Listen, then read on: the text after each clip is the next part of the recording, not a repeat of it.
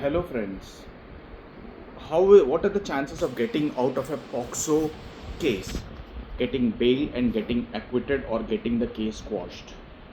So let me tell you, my dear friends, this Pocso case is nothing but prevention of offences, sexual offences against children. Very, very draconian and dangerous act.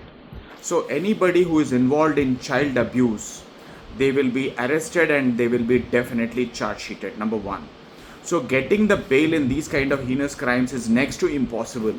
Now there is a latest judgment of this, the Honorable Supreme Court of India. No bail can be granted if charge sheet is being filed. That is first thing.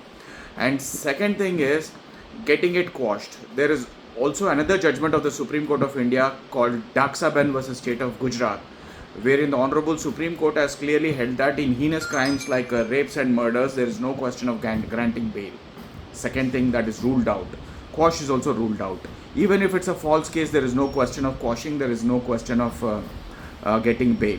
The last but not the least, getting acquittal is again next to impossible. Why? Because even if the medical report fails, the doctor testifies against, in favor of the accused, let's say against the victim, that there are no traces of anything found out in the medical or evidence or electronic evidence. Even if it is not there, even let's say nobody has testified in favor of the victim, but finally the victim says she has been subjected to the crime, that's more than sufficient.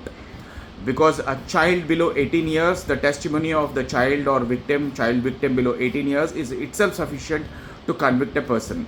So till date there is 100%, I should say more than 99.9% conviction rate in Pocso cases. So getting out of a Pocso case is next to impossible. The person facing charges under these kind of crimes, they will never see the day of the light. That means they will be always behind the barracks, and it's next to impossible for them to come out of that jail. As simple as that. Thank you, my dear friends.